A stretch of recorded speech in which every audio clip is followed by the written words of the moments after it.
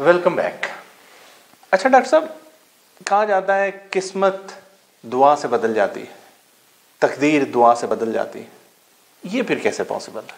देखिए, इसमें हम यूँ कर लें कि अब वो एक शेर मैंने लिखा था कि सकूते मुमकिनाते शशचहत में अजब हलचल मचा दी है दुआ ने। अच्छा, कि वो जो सेट्स ऑफ मुमकिनात ठहरे हुए थे, ठीक है। जब आप दुआ करते हैं तो उसमें एक अजीब हलचल मच जाती है, तब्दीली शुरू हो जाती है। देखिए, अल्लाह पाक ने इस निज़ाम को, कायनात को कुछ असूलों पे बनाया, सही है। और इसे इन असूलों पे चलने दिया। मिसाल के तौर पे यहाँ हम 2-3 तरह की चीज़ें देखते हैं। एक है मौजूदात, जिसे आप कह लें कि चाँद, सितारे, पत्थर, दरिया, अशजार, ये मौजूदात हैं, विजिबिलिटी जिनकी हो सकती है। अब देखें, इनमें से तो खुदा के हुक्म से ये ज़रा सा भी नहीं हट सकते। अच्छा, इनको इख्तियार नहीं दिया गया। मसलन चाँद है तो वो हर साल में तकरीबन 355 या 356 दिनों में अपने चक्कर पूरे करता है, 12। ज़मीन सूरज के गिर्द 364 या 365 दिनों में चक्कर पूरा कर लेती है। अब ये आप यहाँ आज बैठ के कौन सा ईयर लीप का होगा, आज से 300 साल पहले बाद कौन सा दिन कब आएगा, आप कैलकुलेट कर सकते हैं। अच्छा, और इसी की बेस पे हम क्या करते हैं कि जी चाँद ग्रहण फ़लाँ वक्त में, सूरज ग्रहण फ़लाँ वक्त में। तो ये इसका मतलब हम ये कैलकुलेशन कैसे कर लेते हैं कि हमें यकीन है कि अजसाम फ़ल्की जो है वो अपनी दायरे से बिल्कुल उसमें फ़र्क नहीं पड़ेगा। तो ये है मौजूदात। अब दूसरी चीज़ आ जाती है इंसान, या आप समझ लें कि जिनको इख्तियार दिया गया है। अब देखें, जानवरों का जो इख्तियार है ना, वो इस हद तक दिया गया है कि उनमें जो है वो शऊर सिर्फ अपनी ज़िंदगी को सरवाइव करना और नस्ल को आगे बढ़ाना है। ठीक है। जब अल्लाह पाक ने हज़रत आदम बनाए तो एक बड़ा दिलचस्प वाक़या आप कुरान शरीफ में पढ़ते हैं। वो ये है कि अल्लाह पाक फरमाते हैं कि मैंने आदम को इस्मा कहा कि सुनाए, और फिर आदम को इस्मा अल्लाह पाक ने सिखाए। अब बड़ी सीधी सी बात है कि भाई अगर अल्लाह पाक ने सिखाए तो फरिश्ते कह सकते थे अल्लाह मियाँ आप ही ने इसको सिखाया, हमें सिखा देते आप, तो ये इस्मा हम पढ़ देते। लेकिन ये एतराज़ नहीं किया फरिश्तों ने। अच्छा, बल्कि फ़रिश्तों ने जब हज़रत आदम के मुंह से वो इस्मा सुने तो फ़ौरन सर झुका दिया। अब इसके पीछे हिकमत क्या है? इसका मतलब है कि जो इल्म हज़रत आदम को सिखाया गया वो फरिश्ते अपनी केमिस्ट्री की वजह से उन सीख ही नहीं सकते। ये ऐसे है कि अगर किसी ने मैथमेटिक्स का अलिफ बे नहीं पढ़ा, उसकी पढ़ी ही नहीं, तो उसको कहा जाए कि आप मैथमेटिक्स या आइंस्टाइन की कुछ जो रिलेटिविटी का मैथमेटिक्स बताए, वो कैसे बताएगा? ठीक है। तो इसका मतलब हुआ कि इंसान की केमिस्ट्री में कोई ऐसी चीज़ डाली गई है जो कि उसे बाकी चीज़ों से, मखलूकों से अफजल कर देती है।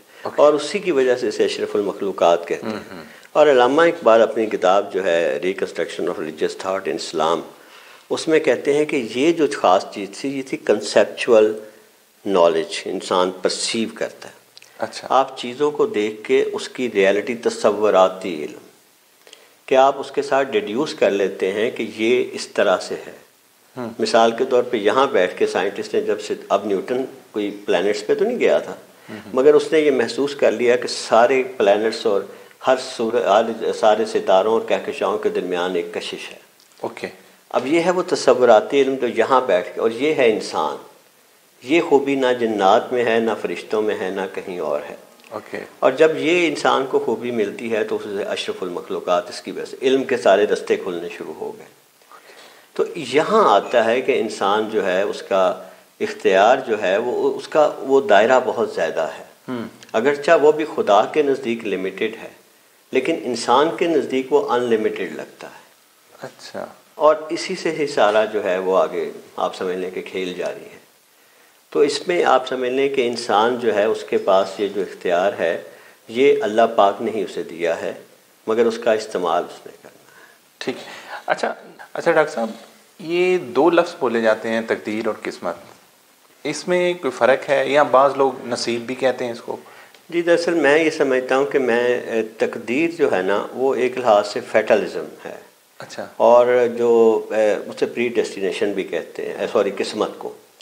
तकदीर जैसे मैंने कहा है कि अगर हम कुरान मजीद मुख्तलिफ़ जगहों पढ़ें, सूरह रहमान पढ़ते हैं, تو اس میں اللہ تطغوا فی المیزان واقیموا الوزن بالقسط ولا تخسروا المیزان والارض وضعها للانام، تو ہر چیز میں اللہ پاک فرماتے ہیں کہ میں نے ایک جو ہے نا توازن قائم کیا ہے، اور اس توازن پہ کائنات کا نظام ہے۔ اور جیسے ہم نے ذکر کیا کہ ہر چیز کی جو تقدیر ہے اس کی صلاحیت ہے۔ اب جو جانور ہیں بول نہیں سکتے، اب ان کی تقدیر میں یہ ہے کہ وہ بول نہیں سکتے، انسان اڑ نہیں سکتا، لیکن انسان نے کیا کیا، وہ جو علامہ نے کہا نا کہ خدا بندے سے کہتا ہے کہ میری جو شان خدائی ہے نا اس میں سے اپنا حصہ لے۔ اچھا، اور پھر وہ کہتے ہیں کہ جس نے یہ حصہ نہیں لیا وہ ہمارے نزدیک کافر ہے۔ اور کیا حصہ ہے کہ تم تخلیق کرنا سیکھو، ٹھیک ہے نا، ہر کے ورا قوت تخلیق نیست، پیش ماجوز کافر و زندیق نیست، کہ جس کے پاس تخلیق کرنے کی صلاحیت نہیں تو وہ اللہ کی طرف سے بتاتے ہیں کہ ہمارے نزدیک وہ ایسے جیسے کافر یا زندیق ہے۔ جس نے میری اس صلاحیت سے حصہ نہیں لیا وہ مومن نہیں ہے۔ اچھا، کہا جا سکتا ہے کہ انسان کو بھی تخلیق کی صلاحیت دے دی گئی؟ جی بالکل، انسان تو تخلیق کی صلاحیت ہے نا۔ دیکھیں میں اور آپ کتاب لکھ سکتے ہیں، ہم نے تخلیق کی۔ اچھا، تخلیق ہے نا کتاب۔ اسی طرح آپ ایک بیٹھے بیٹھے تصوراتی شہر لاتے ہیں، ایک آدمی کہ میں اس طرح کا شہر بناؤں گا، پھر وہ خس و خاشاک اکٹھے کرتا ہے اور اس کو بنا دیتا ہے۔ تو یہ جو قوت تخلیق ہے نا، یہ اللہ پاک، دیکھیں اللہ پاک فرماتے ہیں قرآن شریف میں کہ میں نے انسان کو اپنی اللہ کی فطرت پر پیدا کیا۔ اچھا، اور اس کے متعلق ویسے پہلے بڑی وہ مزے کی باتیں ہیں کہ ہندوازم میں یہ وہ کہتے ہیں کہ اللہ پاک نے انسان کو اپنی صورت پر پیدا کیا، ٹھیک ہے، تو لیکن اس میں جو اسلامی کنسیپٹ ہے، جو قرآن کہتا ہے کہ میں نے اب اللہ پاک نے اپنی فطرت پر، اب فطرت جو ہے نا وہ صلاحیتوں کا نام ہے، وہ کچھ کام کرنے کی استعداد کا نام ہے۔ دیکھیں نا، اللہ پاک رحیم ہے، رحم کرتے ہیں، بے شک۔ اللہ کہتا ہے جب میرا بندہ مجھے بلاتا ہے میں خوش ہوتا ہوں، جب وہ ہم اس سے روگردانی کرتے ہیں اللہ ناراض ہوتا ہے۔ اب یہ ساری جو خصوصیات ہیں یہ انسانوں میں بھی ہیں، آپ بھی خوش ہوتے ہیں، میں بھی خوش ہوتا ہوں، ناراض بھی ہوتے ہیں، ہمارے اندر رحم بھی ہے، لوگوں کو دیکھ کے بعض کا رحم آتا ہے۔ ان جذبوں کو اللہ پاک اگر انسان اور اپنے آپ میں مشترک نہ کرے تو جب اللہ قرآن میں کہتا ہے کہ میں تم سے ناراض ہوں تو ہمیں تو نہ سمجھ آتا ناراض ہونا ہے ہی کیا۔ تو جو فطرت ہے نا وہ اللہ کہتے ہیں میں نے اپنی، یعنی اپنی ہی جو اللہ پاک کے خصوصیات ہیں اسی میں سے جو ایٹریبیوٹس ہیں انسان کو وہ استطاعت دی کم درجے پہ، وہ فانی ہیں، وہ بے شک فرق ہے، لیکن اس کے بغیر نہ تو میں آپ کو سمجھ سکتا ہوں۔ دیکھیں جب آپ میری طرف دیکھتے ہیں تو میں صرف نظر سے پہچان لیتا ہوں کہ آپ مجھے محبت سے دیکھ رہے ہیں، تن سے دیکھ رہے ہیں، غصے سے یا نفرت سے۔ صحیح، اس لیے کہ اس طرح میں بھی دیکھتا ہوں۔ اگر میں اس طرح نہ دیکھتا ہوں تو مجھے کیا پتہ یہ آپ کی نظر کیا کہہ رہی ہے۔ تو اگر یہ قدر مشترکہ آپ اور مجھ میں نہ ہو تو میں اور آپ ایک دوسرے کو سمجھ نہیں سکتے۔ اور اگر خدا اور بندے کے درمیان قدریں مشترک نہ ہو تو خدا کیا چاہتا ہے بندہ محسوس نہیں کر سکتا۔ لیکن ابھی آپ نے جانوروں کے حوالے سے یہ بات کی ہے، کیا ان میں بھی یہ چیز پائی جاتی ہے؟ کم لیول پہ مطلب ان میں وہ چیزیں دیکھیں نا جس کو ہم نے جہاں بھیجنا ہے جس مقصد اتنے ٹول دینے ہیں۔ ٹھیک ہے، اگر ہم کسی کو تھوڑے کام کے لیے بھیج رہے ہیں تو اتنے ٹولز دیے۔ جانور اور انسان میں بنیادی فرق یہ سنتے وہ بھی ہیں، ہم بھی سنتے ہیں، اللہ بھی سامع ہے، وہ بھی دیکھتے ہیں، ہم بھی دیکھتے ہیں، اللہ بھی بصیر ہے۔ لیکن فرق کیا ہے؟ فرق یہ آ جاتا ہے کہ جو کنسیپچول نالج جس کی ہم نے بات کی تھی کہ جو نالج حضرت آدم کو جب عطا کیا گیا اور فرشتے اس کے آگے ہاتھ اٹھا گئے ایک سبحانہ کا وہ ما علم الا ما علمتنا، کہ جو تم نے ہم نے سکھایا ہمیں تو صرف وہی پتہ ہے۔ تو اب اس کا یہ مطلب ہے کہ انسان میں اور باقیوں میں جو ہم کہتے ہیں کہ انسان اشرف المخلوقات ہے، وہ تصوراتی علم اس کے اندر جو ہے وہ چیزوں کا علم دیکھ کے، دیکھیں نا زمین پہ بیٹھے ہوئے ہم نے کہکشاؤں کے راز جان لیے، بے شک، ہم گئے نہیں۔ اور وہ بعض کا فارمولاز اتنے زبردست ہیں، میں آپ کو بتاؤں کہ نیوٹن کا جو فارمولا ہے، یہ جب پلانٹس ڈھونڈ رہے تو انہوں نے جب ایک پلانٹ ڈھونڈ رہے تھے نیپچون، تو اس کی جب انہوں نے دیکھا کہ نیپچون جو ہے اس کا جو مدار اس طرح ہے، تو انہوں نے کہا کہ اس کے لیے ضروری ہے کہ ایک اتنے میس کا اور پلانٹ اس جگہ موجود ہونا چاہیے نیوٹن کے لا کا، اور جب دوربینیں ادھر لگائیں تو وہ وہاں موجود تھا۔ اب یہ ہے انسان کا تصوراتی نالج. اب آئنسٹائن کی جو تھیوری ہے وہ ہمیں بتاتی ہے کہ جو مرکری کا شفٹ تھا اس میں پیری ہولین شفٹ کہتے ہیں, وہ نیوٹن کے مطابق تھوڑا سا غلط تھا. اچھا. مگر وہ دیکھا گیا کہ اگر جب وہ غلطی درست کیسے ہوگی, جب آئنسٹائن کی ریلیٹیوٹی سے دیکھا گیا تو وہ ایگزیکٹ وہی تھا جو وجہ. اب یہ ہے اس کا وہ کنسیپچول نالج انسان کا, جو یہاں سے بیٹھ کے وہ زمین پہ بیٹھ کے ستاروں کے راز اس نے. تو اس کا جو ہے نا, اس وجہ سے ہمیں اشرف المخلوق. اب اس میں انسان کرتا کیا ہے, وہ اپنی استطاعت سے آگے نکل جاتا ہے. انسان اڑ نہیں سکتا, بکری بھی نہیں اڑ سکتی, شیر بھی نہیں اڑ سکتا, لیکن ہم نے اڑنے کے اور طریقے ڈھونڈ لیے.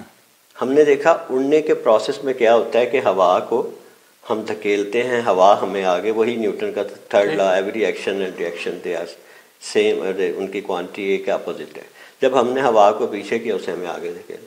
اسی اصول پر جہاز بننے لگ پڑے.